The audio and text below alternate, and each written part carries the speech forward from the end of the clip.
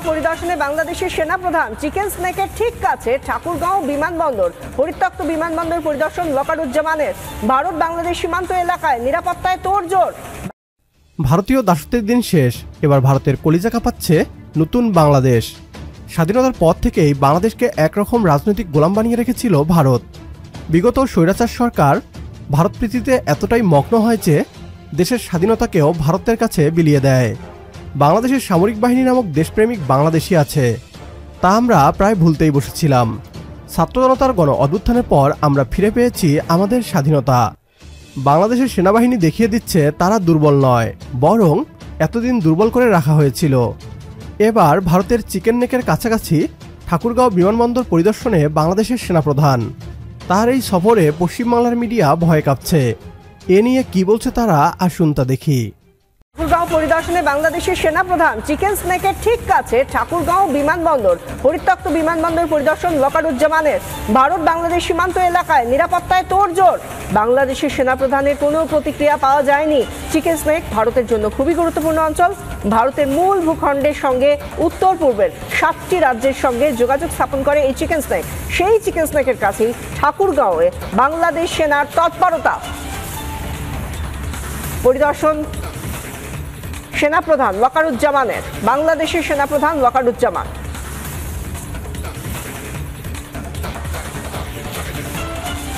ভারত বাংলাদেশ সীমান্ত এলাকায় নিরাপত্তায় তোড়জোড়। বাংলাদেশের সেনাপ্রধানের কোনো প্রতিক্রিয়া এখনো পর্যন্ত পাওয়া যায়নি।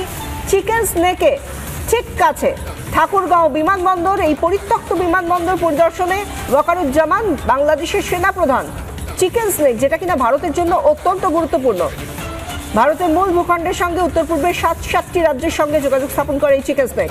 সেই চিকেন স্নেকের কাছেই ঠাকুরগাঁওয়ে বাংলাদেশ সেনার তৎপরতা। অথচ এখনো পর্যন্ত কেন এই তৎপরতা, কেন এই নিরাপত্তার তোড়জোড় ঠাকুরগাঁওয়ে, যেটা কিনা চিকেন স্নেকের একেবারে কাছে, সেখানে কেন তাদের সেনাপ্রধান এসে পরিদর্শন করতে শুরু করলেন হঠাৎ? তার কোনো প্রতিক্রিয়া এখনো পর্যন্ত ওয়াকারুজ্জামান সে দেশের সেনাপ্রধানের কাছ থেকে পাওয়া যায়নি।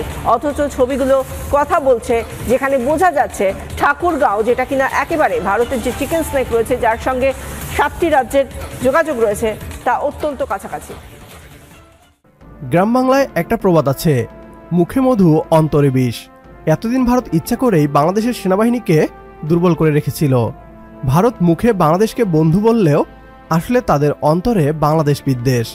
বাংলাদেশকে দখল করে অবিভক্ত ভারতের খোয়াব দেখে এসেছে ভারত।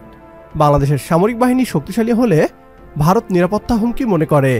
তাই বাংলাদেশের সেনাবাহিনীকে এতদিন আধুনিক হাতিয়ার থেকে শুরু করে কৌশলগত গুরুত্বপূর্ণ বিমানবন্দর সবকিছু থেকেই দূরে সরিয়ে রেখেছিল।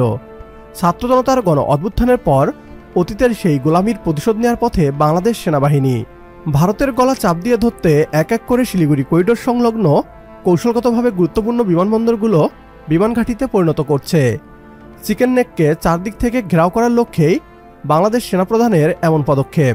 ভারত সীমান্তে বিশেষ করে 7 সিস্টার্স সংলগ্ন সকল বিমান ঘাঁটিকে সচল করা হচ্ছে। সেনাবাহিনীর এমন সিদ্ধান্তে একমত হলে কমেন্ট বক্সে ইয়েস লিখে জানিয়ে দিন আমাদের।